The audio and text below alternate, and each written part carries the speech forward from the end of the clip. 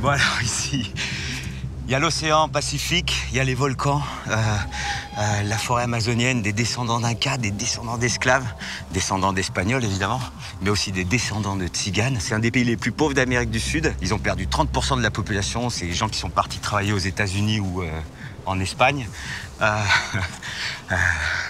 Pour ceux qui sont restés, c'était le système D. Bienvenue en Équateur, bienvenue au milieu du monde. C'est bon? Dis-moi, quelle couleur tu veux? Comment ça, quelle couleur? J'ai coco, ananas, ananas et ananas. Ah ouais.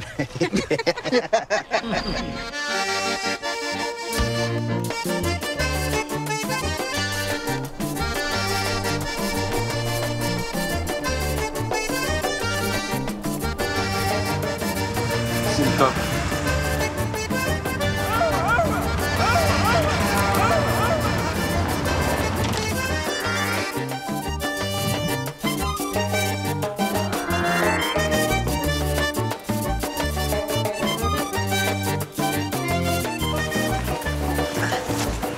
En vrai, le nom de cette ville, c'est Santana de los Cuatro Ríos de Cuenca. Il y a 4 rivières qui traversent la ville. Et donc pour le nom, ils ont voulu faire plus simple. Santana, c'était déjà pris. Alors, ils ont fait Cuenca. Plus court. Classée au patrimoine mondial de l'UNESCO, Cuenca est la capitale culturelle de l'Équateur. Jusqu'à l'arrivée des Espagnols en 1533, c'était la seconde capitale de l'Empire Inca. Aujourd'hui, c'est la ville la plus agréable du pays. J'exagère peut-être un peu. Nous, on va voir Marco. Marco, sa spécialité, c'est le cuivre. Il le récupère, il en multiplie par 5, voire par 6, des fois par 10 sa valeur. Et le truc de Marco, c'est qu'il a passé plus de 20 ans dans la rue. Ah, Nico, le papa, mais à se droguer, à boire de l'alcool. Et un jour, il a dit stop.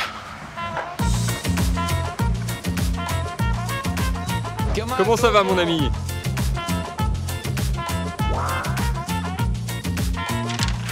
Il y a 4 ans, Marco a monté son atelier dans cet ancien garage. Avec son fils aîné, il fabrique des objets en cuivre de récup. Ici, pas de vitrine ni de caisse enregistreuse. Le commerce de Marco se fait dans la rue. 35 et les petits là-bas, c'est 20.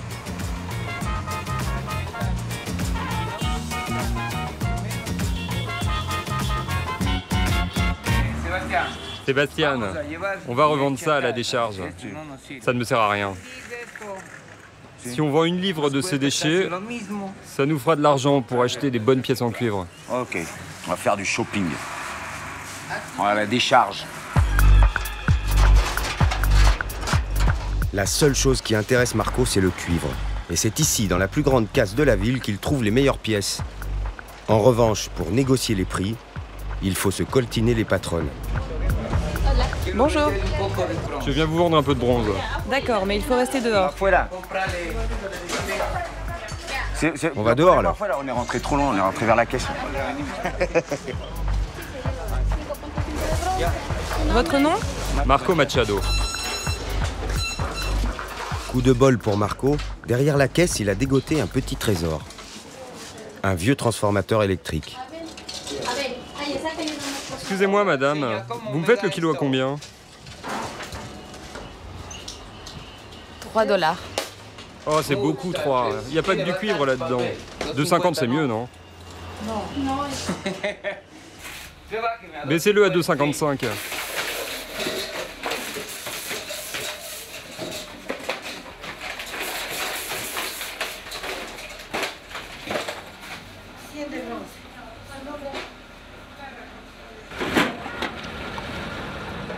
Elle m'a dit à 2,80. Pas vrai qu'elle m'a dit à 2,80?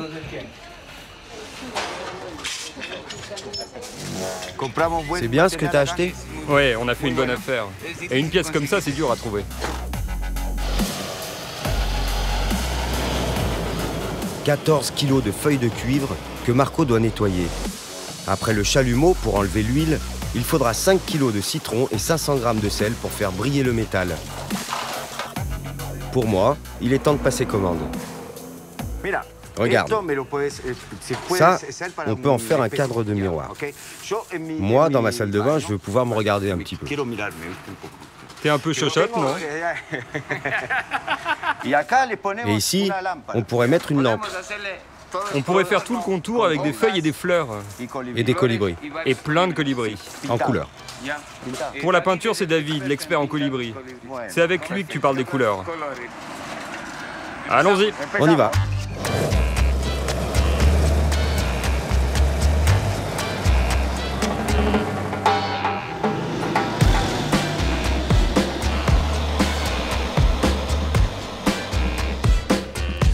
Je vais assembler un colibri.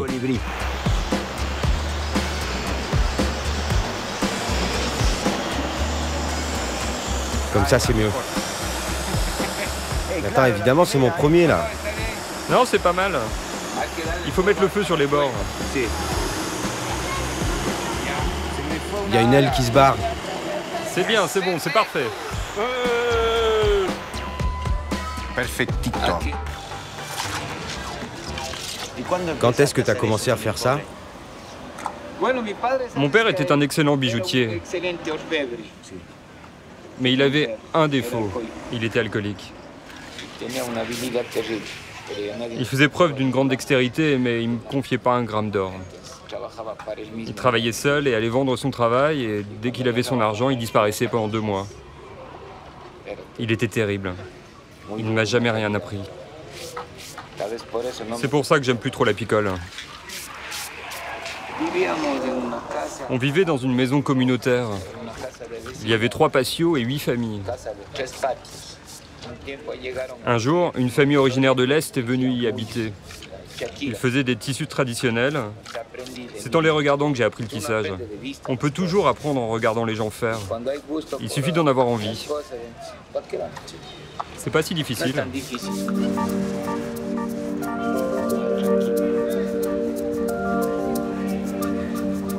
Fin de la journée, mon petit miroir rococo est terminé.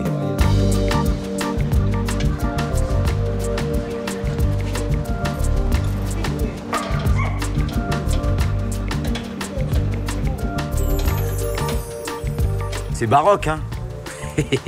Baroque naïf. Et que la lumière soit... T'aimes bien? Je te le vends. Bon bah j'achète alors.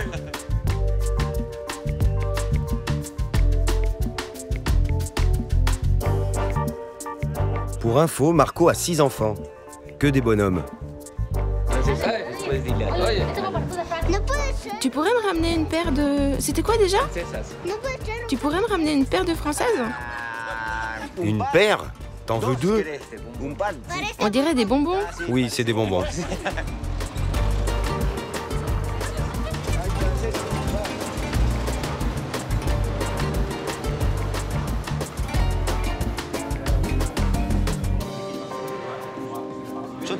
J'ai 2 filles de 6 et 7 ans. Andrea et Anaï.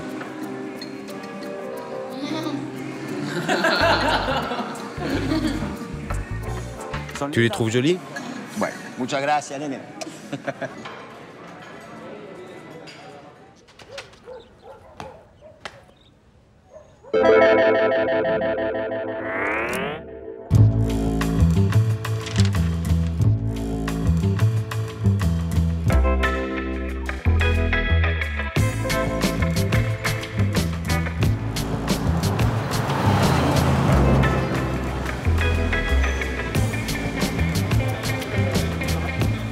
Bienvenue à Quito. On est au-dessous du soleil, à la verticale. On n'a pas d'ombre, il n'y a pas d'ombre. Regarde, à moins on se penche comme ça, c'est l'équateur.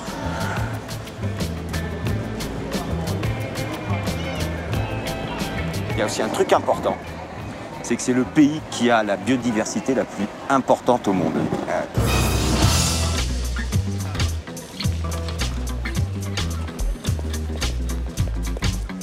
Et il y a même une sorte de cacao qui est spécifique à l'Équateur. On va aller rencontrer un monsieur qui fait du chocolat tout seul.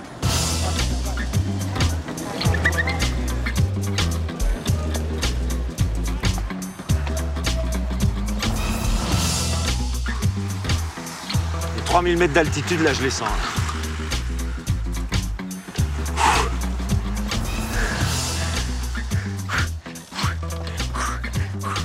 Bonjour, je suis un peu fatigué. Un peu d'exercice, ça vous fait du bien. Sébastien, mucho gusto. Raoul. En 2005, Raoul devient vice-ministre des Mines et de l'Énergie. Pour exercer cette fonction, il a abandonné son métier d'ingénieur. Quand le gouvernement change 2 ans plus tard, il se retrouve le bec dans l'eau. C'est vous qui l'avez fait? Oui, c'est un four. Et là, on met le cacao et le four tourne comme ça. Ah, c'est comme le café. Et ce truc, à quoi ça sert? Ce moulin, c'était à ma femme. Et comme je ne voulais pas le faire à la main, c'est un peu fatigant. Alors j'ai rajouté un moteur. Et avec ça, je fais la pâte de cacao. C'est cassé? Non, mais ça arrive de temps en temps.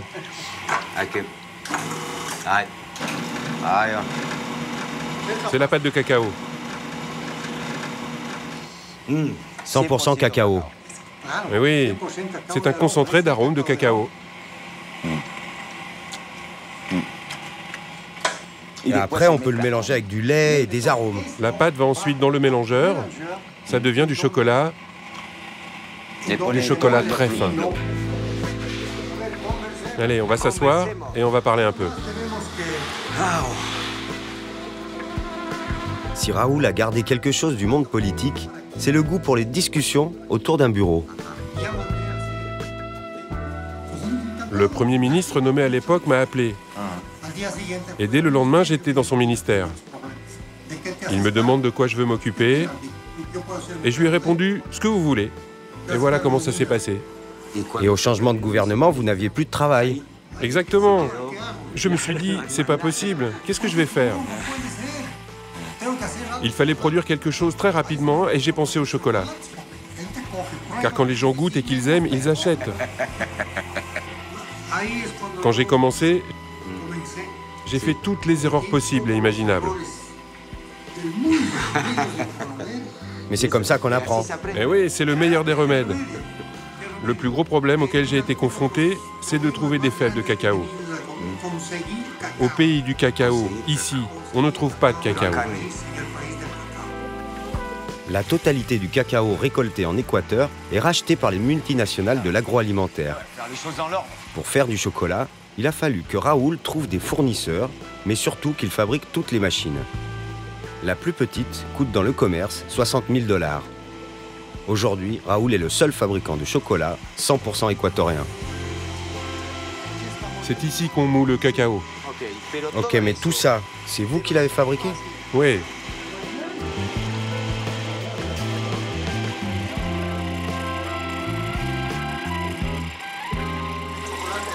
Ça, c'est du chocolat au lait. C'est bon. Et à quoi sert cette machine? C'est pour le mélange. Là, si je visse un peu, j'augmente la dose de lait. Qu'est-ce que vous préférez? Faire du chocolat ou inventer les machines? Les deux.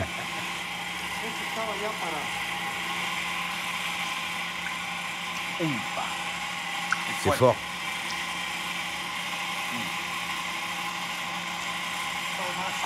Excusez-moi, il y a une chose qui me paraît étrange. Vous allez pouvoir m'expliquer à quoi sert cette machine?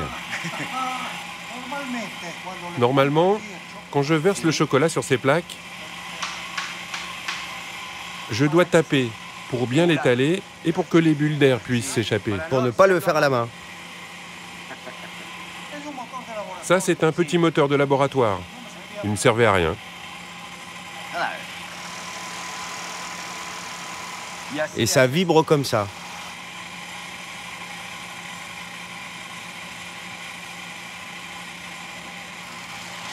Tout ça pour que ça soit homogène, quoi. Dans un petit laboratoire de Quito, je viens de découvrir le Power Plate pour tablettes de chocolat.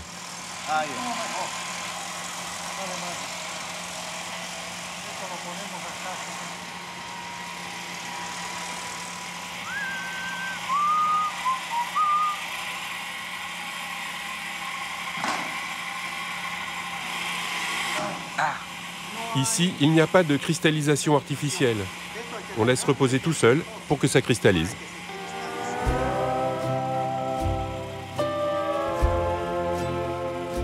Aujourd'hui, les tablettes de Raoul se trouvent dans la plupart des supermarchés d'Équateur. Et il en fait pour tous les goûts.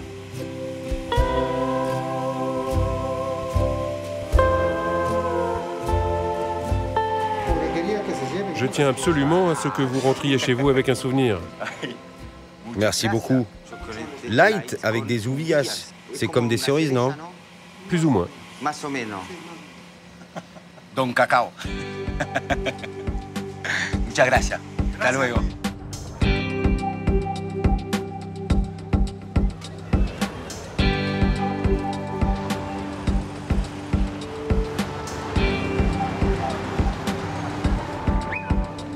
Alors ici, en 2000, il y a eu un truc un peu spécial, ça s'appelait la dollarisation de l'économie.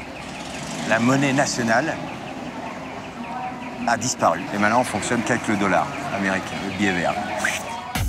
Pour stopper une inflation à 200%, le gouvernement de l'époque enlève le sucre, la monnaie nationale, pour n'utiliser que le dollar américain. Les premières années permettent de relever l'économie, mais l'Équateur se retrouve vite à la merci du grand frère Yankee. De cette situation, les Équatoriens ont appris une chose. Pour faire des sous, mieux vaut ne dépendre de personne. On va me la voler. J'avais un D là, de système D. Hein. Je vais le transformer en A et ça va faire Andrea, le prénom de ma fille. C'est Miguel qui va me tatouer. Et c'est Christiane, Roberto et Gabriel qui vont me faire la machine. C'est 3 frères.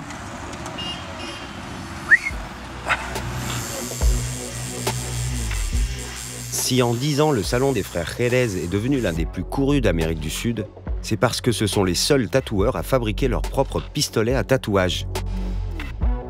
Du système D qui se transforme en un coup de génie grâce à Christiane. Avec ses petits frères Roberto et Gabriel, il contrôle tout. Une affaire familiale qui marche sous l'œil bienveillant du paternel. Un des premiers à s'être fait tatouer en Équateur. Quand vous vous êtes tatoué, c'était mal vu, non? Oula, on m'a presque mis en prison. Et vos parents, ils ont dit quoi? Ah non, ça allait, ils m'ont juste déshérité. C'est seulement les délinquants qui faisaient ça. Ils avaient l'habitude de se tatouer en prison. Et vous, le vôtre, vous l'avez fait en prison? Non. Bonjour, laissez-moi entrer, je veux me faire tatouer. Et vos 3 enfants se sont mis à faire du tatouage? Oui, les 3. C'est sur notre père qu'on s'est entraîné. Faut bien pratiquer. Au début, personne ne se tatouait en Équateur. Ah ouais, tu t'exerçais sur ta famille. Eh ouais, c'est comme ça. Ça, c'est ce qu'ils fabriquent. On va aller voir comment ils le font. Bon, celles-là, ils sont en acier. Voilà. Ils en font des plus jolis en bronze.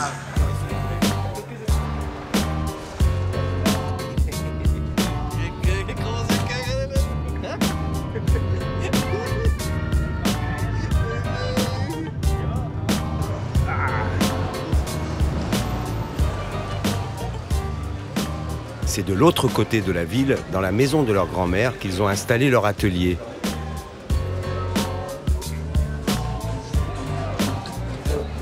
Et le moins que l'on puisse dire, c'est que c'est une véritable industrie.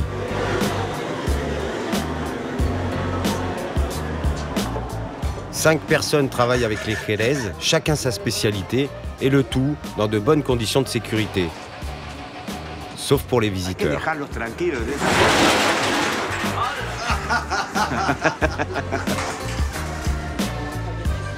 C'est lui qui a appris à tout le monde à faire à fondre le métal et à faire des machines. Mec, on a mis 2 ans à apprendre à bien fondre le métal. C'est super compliqué à faire.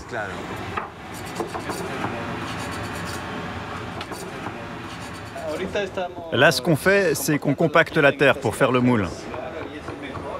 C'est la première étape. Et après, on sépare en 2 moules. Ici, la première moitié, et là, la deuxième. Ça, c'est le modèle.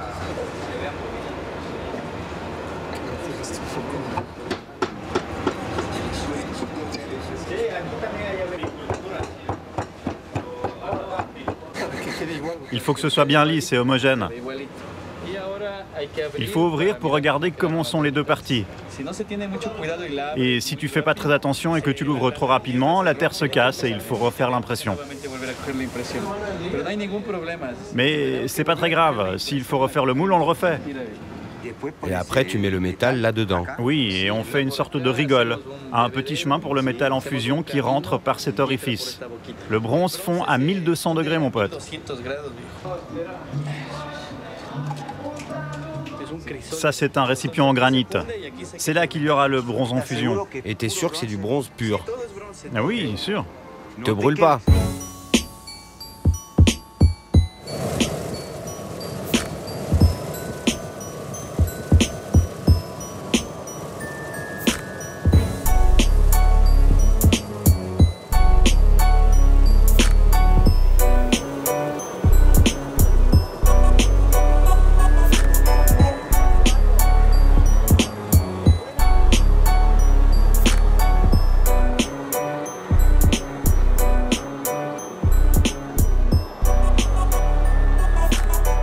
Pourquoi tu t'es mis à fabriquer des machines? Moi, je voulais m'en acheter une, mais c'était trop cher.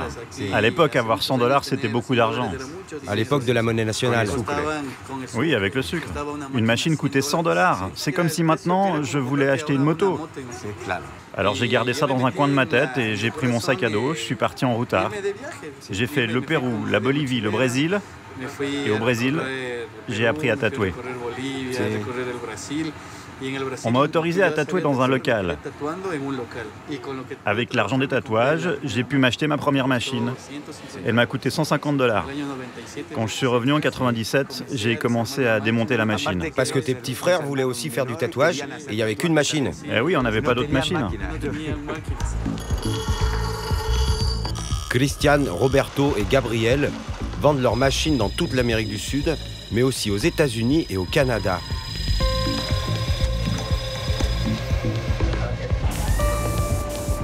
Du travail d'orfèvre qui n'aurait jamais été possible sans une petite dose de risque financier. Ça, tu l'as acheté? Eh ouais mec, c'est super cher. Mais t'as emprunté à la banque? Un peu aux banques, mais surtout aux chunqueros. Tu sais ce que c'est un chunquero? Non. C'est des mecs qui te prêtent de l'argent, te facturent les intérêts, et si tu rends pas l'argent, ils viennent te casser la gueule.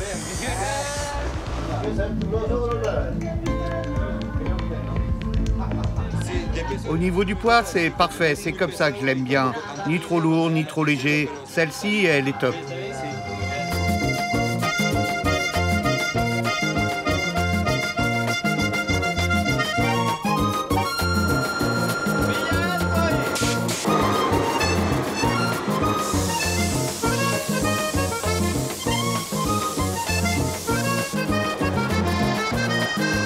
Taël.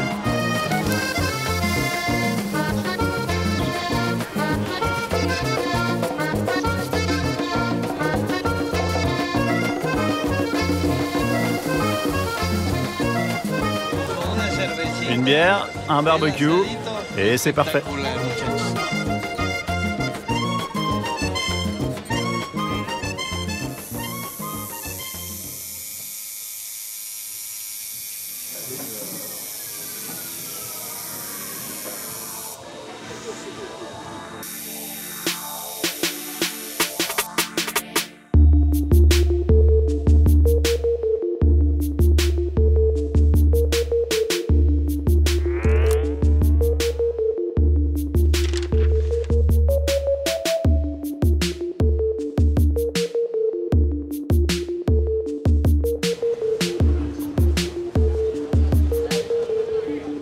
Ça pique? Non, Qu'est-ce que c'est?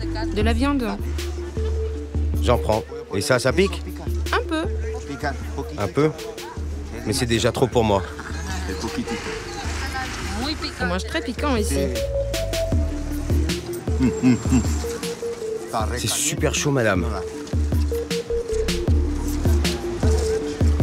Première fois que je mange de la viande et du maïs, comme si c'était une glace.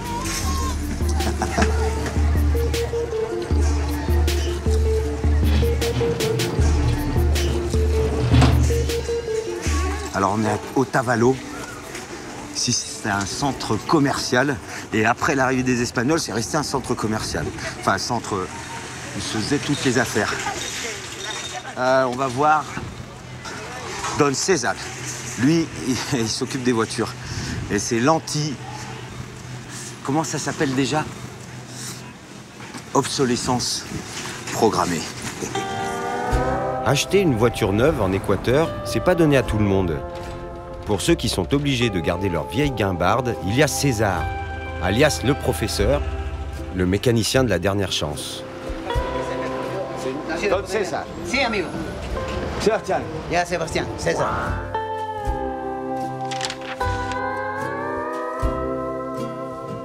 Le professeur. Oui, le professeur, enfin l'artisan. Bienvenue. Tu vois cet alternateur? Cette pièce? Elle n'existe plus. Elle n'existe plus. C'est trop ancien. C'est cassé? Il a brûlé et la pièce n'existe plus sur le marché. On va enlever la pièce défectueuse et on la change avec une pièce d'une voiture plus moderne. Mais elle n'a pas la même forme. C'est là qu'il faut avoir l'habileté pour pouvoir l'adapter. Don César, adapté. C'est quelle voiture qui est en panne? La Fiat. La rouge là. Maintenant, les voitures sont en constante évolution, donc pour les réparer, il faut être au courant des modifications. C'est pour ça que je vais suivre des cours.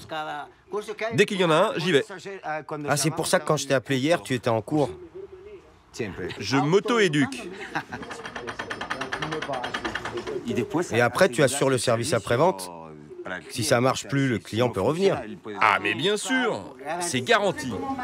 Les gens l'appellent MacGyver parce qu'il répare beaucoup de choses que les autres mécanos se contentent de racheter. Parce qu'ils ne savent pas réparer les vieilles voitures. L'alternateur que je suis en train de réparer, le client devait le racheter 120 $. Mais moi, je vais lui régler pour 20 $. Ah, par contre, j'ai un autre client qui attend, je vais m'occuper de lui. Qu'est-ce qui t'arrive? C'est la batterie. L'alternateur est neuf? Oui, je viens de l'acheter. On va regarder le circuit électrique et l'allumage.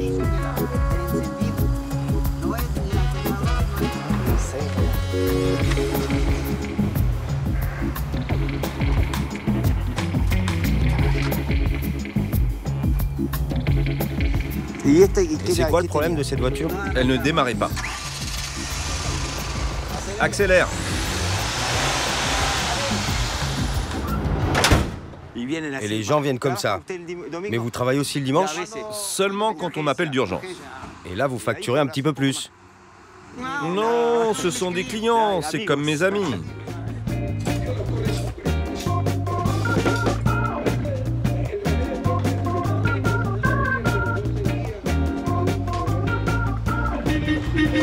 Attends, c'est pas bloqué là.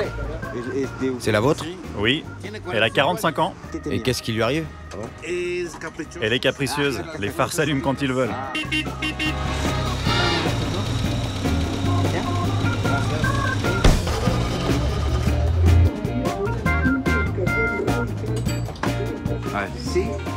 Un autre client?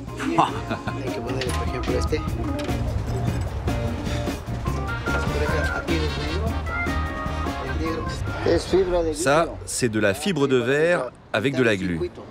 C'est pour isoler les éléments, pour empêcher les courts-circuits. Ici, le professeur nous répare les choses gratuitement. Ah, moi, c'est pas ce qu'il m'a dit, hein. C'est pour ça qu'on ne paye pas. Vous avez une ardoise chez César?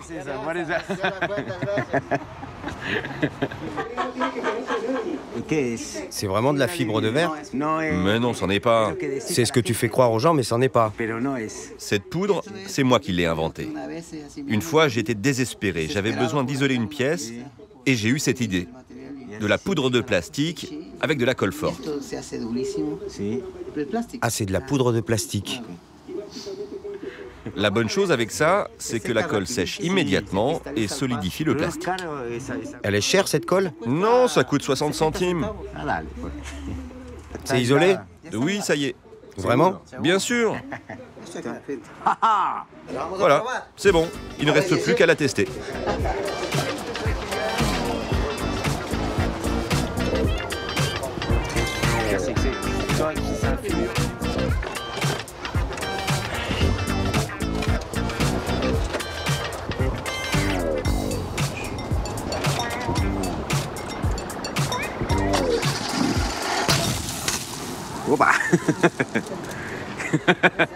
Qu'est-ce qui s'est passé? Il y a un autre problème, un autre court-circuit. Il m'explosait la gueule.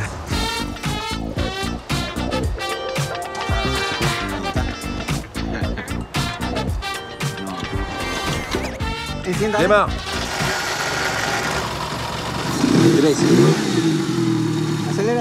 Et juste avec cette pièce que tu as adaptée. Exactement. Et c'est reparti. Tenez, patron. OK? Gracias. Ciao, ciao. Dans mes moments de loisirs, quand je ne travaille pas, je fais ça.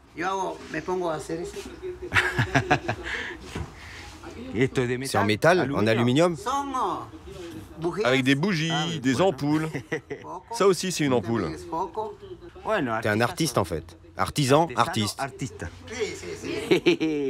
Ça, c'est la voiture de Chaplin. T'aimes bien Chaplin? C'est mon idole.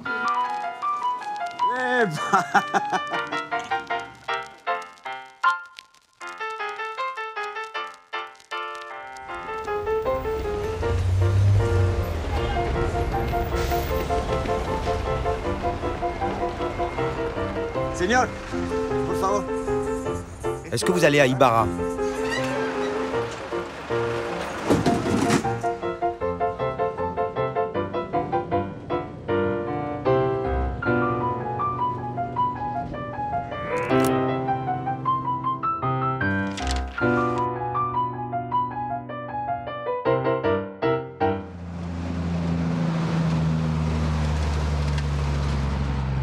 Alors on est à Ibarra.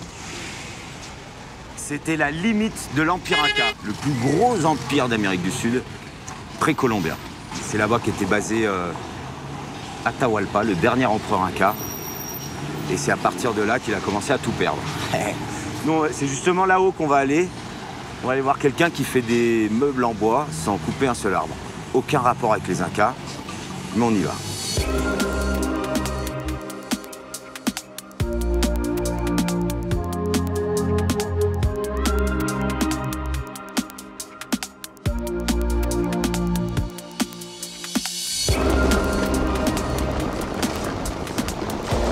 Ça, c'est l'ancienne route qui allait de Ibarra à Quito. Donc au lieu de 3 heures, on mettait 15, 16, voire 24 heures.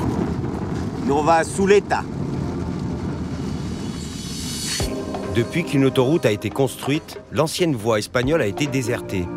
Les villages comme celui de Suleta, qui vivaient du passage des voitures, sont aujourd'hui quasiment déserts.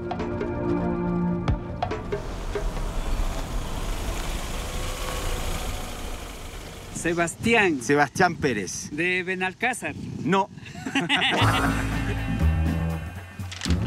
Pour rester dans ce petit coin de paradis où il est né, Carlos a eu une idée. Faire des meubles avec du bois récupéré.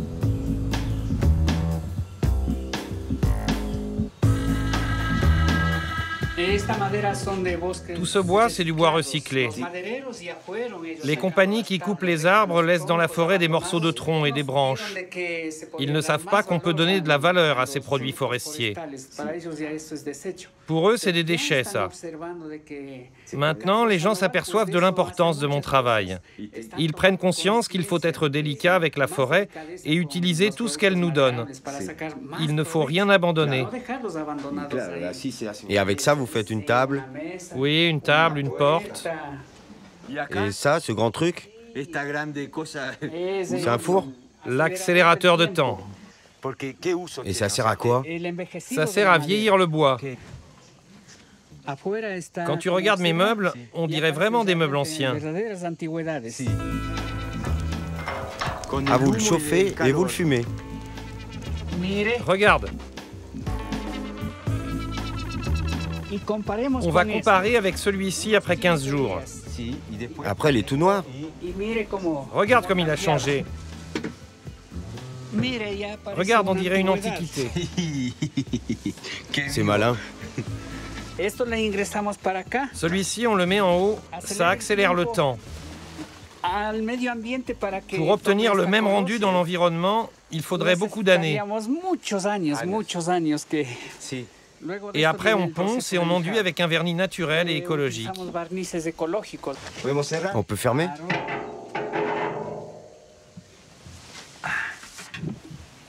Je suis impressionné.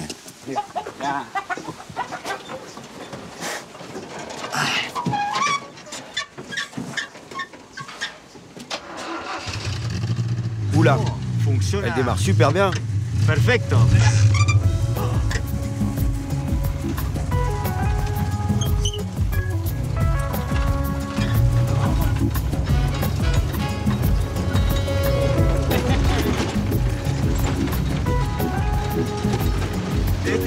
Et ces maisons sont toutes abandonnées. Elles n'ont plus de propriétaires?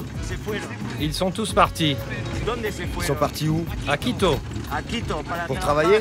Pour chercher du travail. Il n'y a plus de travail ici. On a fait une petite étude.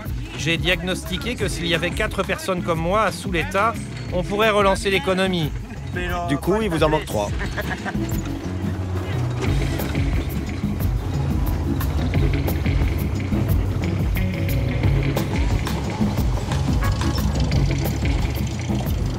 Ici, tous les arbres ont été coupés. Oui, et regarde tout ce qu'ils abandonnent. On va s'arrêter ici. Ok.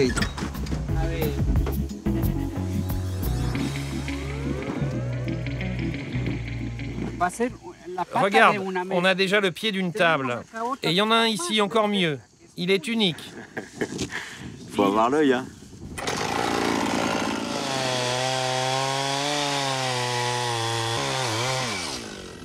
Combien ça pèse, ça? 40 kilos. Et là, t'as 2 pieds pour faire une table, alors? Évidemment. La nature a bien fait cet arbre. Nous, on donne juste un coup de main à la nature.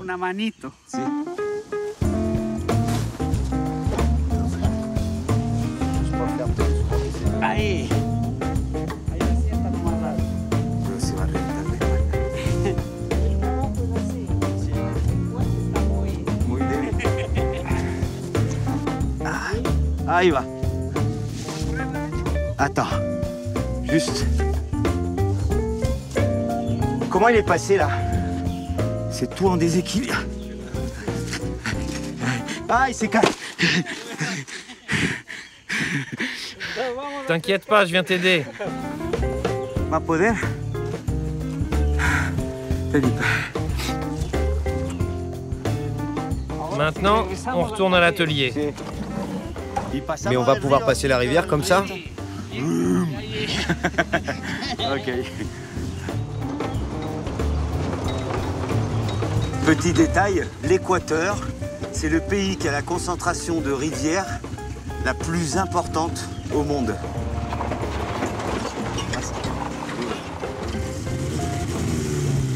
Allez.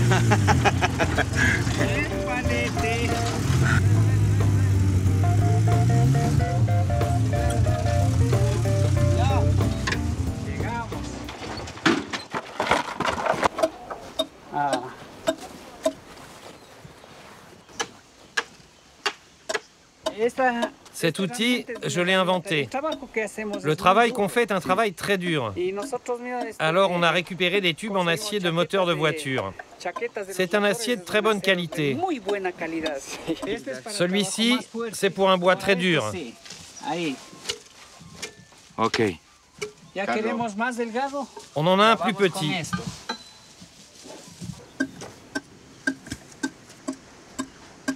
C'est pour affiner. C'est toi qui l'as fait, ça? Oui, c'est en fonction de mes besoins. Il y a le droit et le courbé, quoi. Et celui-ci, c'est pour affiner encore plus. Ok. Et même les copeaux, tu ne les jettes pas? Non, les déchets, c'est pour alimenter le feu de l'accélérateur de temps. Comment est-ce que vous avez commencé? Avant, je fabriquais des maisons en bois. Et il restait beaucoup de chutes dont on ne faisait rien. Des morceaux de bois de toutes les tailles. Je me suis dit qu'il pouvait y avoir une autre alternative que de les jeter. On pouvait les réutiliser. Donc j'ai créé des meubles que j'ai exposés à Quito. Pas pour vendre, mais pour savoir si ça pouvait plaire aux organisateurs de l'exposition. Et comme j'ai eu de très bons retours, ça m'a encouragé.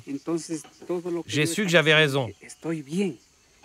Je me suis mis à travailler et je vendais les meubles un par un. Je fonctionnais à la commande. On me payait et je me reposais en attendant les clients. Je n'avais pas besoin de beaucoup d'argent. Mais mon fils est tombé malade. Il a eu un cancer des os. Et j'ai eu besoin de tellement d'argent pour son traitement que ma façon de travailler a complètement changé.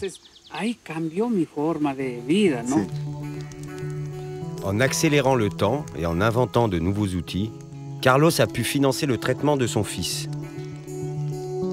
La bonne nouvelle, c'est qu'aujourd'hui, il est tiré d'affaire.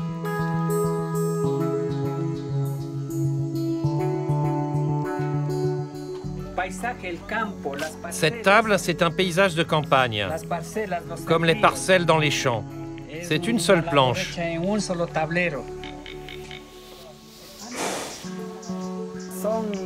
C'est des buffles africains. J'ai fait des travaux pour un client. Et en remerciement, il m'a donné ce couple. Et ils font quoi, du lait? Oui, c'est pour faire de la mozzarella. On a eu beaucoup de lait, mais on n'avait pas la recette. Allez, spécialement pour vous, une petite chanson traditionnelle de Zuleta, les rythmes de San Juan. Ils aiment bien la musique, eux.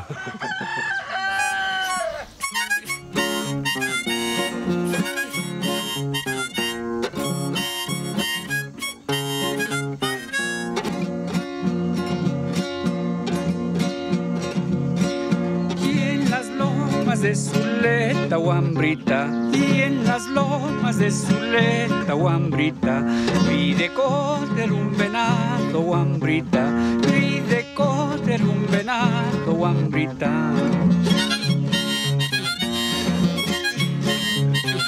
Y yo que le tiré la huasca con todita la intención, y yo que le tiré la huasca con todita la intención.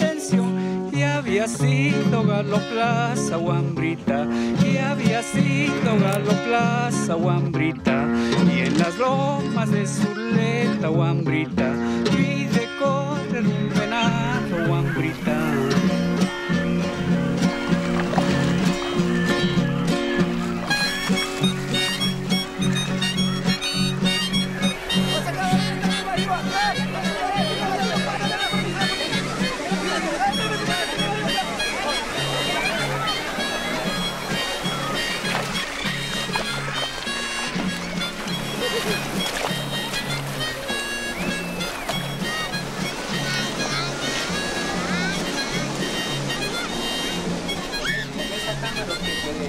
De divisar un volcán que hay aquí a media hora, la montaña. Ici, on peut aller chasser dans la jungle. Et vous chassez quoi? Le chevreuil. Le chevreuil d'ici n'est pas comme celui des autres pays. Ici, il est plus grand, il peut faire 100 kilos. Voilà, on a San José sur la côte.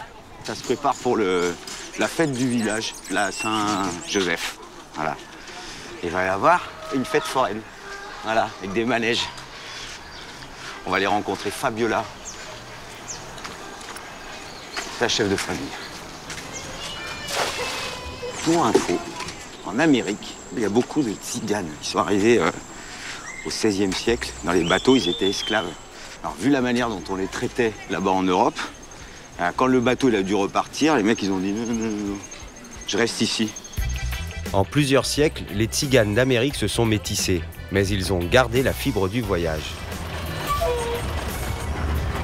Fabiola et les membres de sa famille sont forains sur la côte pacifique depuis 5 générations.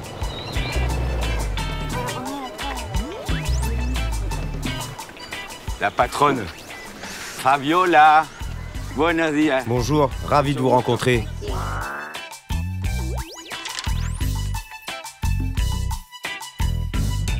Et là, c'est votre famille? Oui, on est tous là. Mes enfants, mon beau-frère, mes neveux, mon mari. Ça, pour voyager, on voyage. Ça fait des années qu'on va de village en village pour faire ce travail. Au début, j'ai commencé avec des petits stands, puis des petits jeux pour les enfants. Après, on s'est mis à acheter des petits trucs en plus. Et puis, on a vendu la grande roue. Et on a acheté le chaos. C'est quoi le chaos? Ça s'appelle chaos, mais mon frère dit que ça ressemble plus à un ovni. C'est un ovni pour mon frère. Ici, c'est votre maison? Oui, on monte 2 cabanes pour dormir. Lui, c'est mon mari, mon neveu, mon beau-frère et un jeune qui travaille pour nous. Ok, hola. Là, c'est mon autre fils. Hola, Sébastien.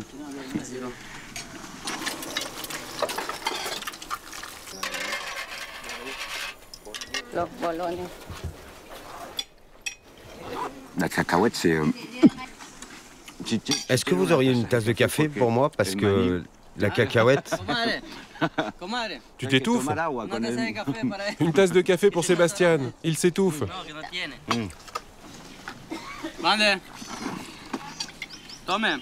Putain, je sais pas si c'est du café ou quoi, je sais pas ce que c'est.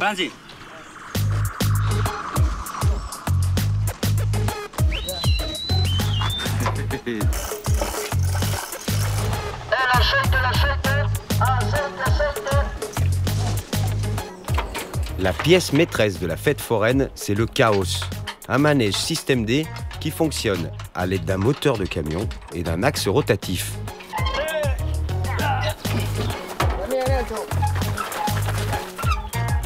Chaque semaine, la famille de Fabiola change de village, ce qui équivaut pour l'année à 52 montages et 52 démontages.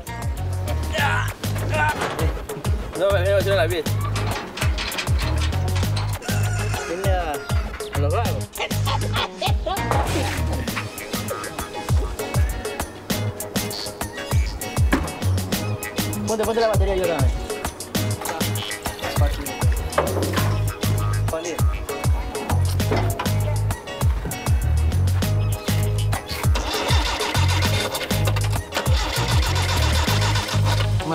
Mueve lo que grabo aquí.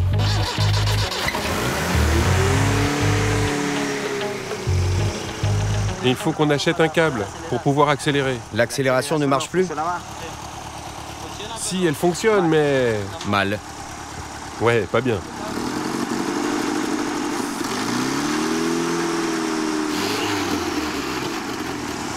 voilà, ça fait la rotation.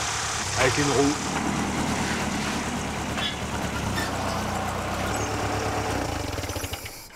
C'est pas mal. C'est monté assez rapidement.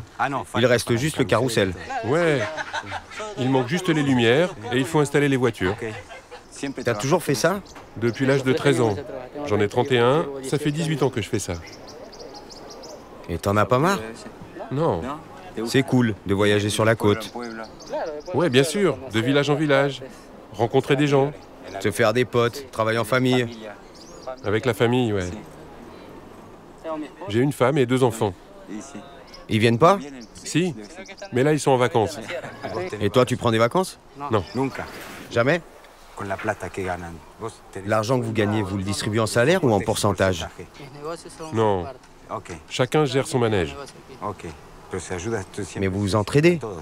Oui, évidemment. On partage les dépenses communes, comme l'électricité ou l'essence.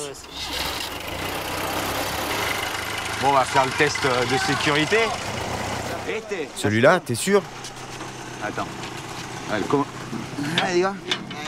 Je suis pas trop grand. Attention tes mains. Oh merde. Oh putain. Ah, qu'est-ce que c'est que ce truc?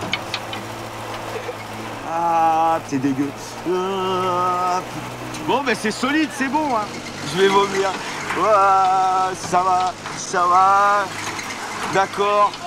Ah, mais non, mais c'est pas possible. C'est inhumain. Ça ne sert à rien, ça. Ah, c'est un fait. Ok. Ah. Bon, bah ça fonctionne.